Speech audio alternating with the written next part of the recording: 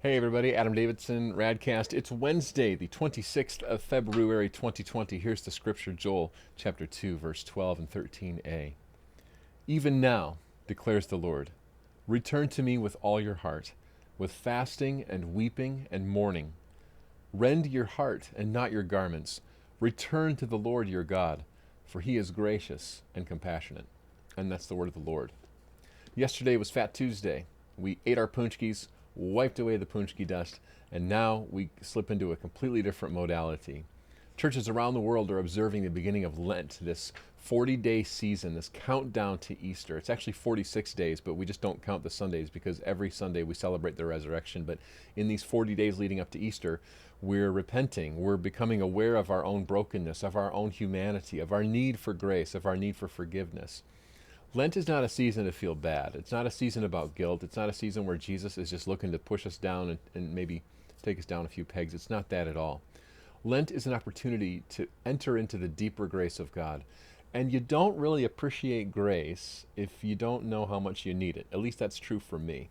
And so today is the first day of Lent, and churches around the world will do this thing called Ash Wednesday, where someone takes a bunch of ashes and puts the ashes on their thumb or their finger, whatever, and then they put this sign of the cross, like a little cross-shaped ash mark on people's foreheads. What a bizarre cultish thing, right? And yet there is powerful meaning to this, because what it does is it's an obvious, almost rude awakening to our own humanity. And we need this. I mean, we are really more fragile than we realize. Think about what's happening in the news right now with the coronavirus. I mean, there is genuine concern over our own mortality and risk and all those things. So what Lent does is it gets our bodies involved with just how fragile we are and just how much we need the Lord. And so when Joel says, return to me with your heart, with fasting and weeping and mourning, God's goal is not to make us feel bad, but to call us back to him, to remind us of just how badly we need him. And that's what Lent does. Now, I got to be honest with you, I am not ready for Lent. For me, like in my mind, today is Wednesday. I'm going to fire up some bacon for the kids and get them off to school. I'm going to hop in the Jeep and drive through the snow and get on with my day. But I'm not ready for Lent.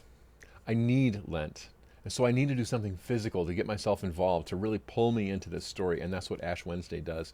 And Joel uses this funny word. He says, rend your heart and not your garments. Well, what does it mean to rend? To rend is to tear.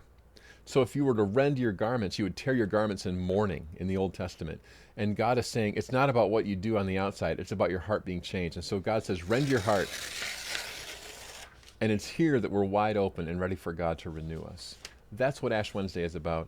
That's Lent, and that's RadCast. Go to an Ash Wednesday service. See you tomorrow.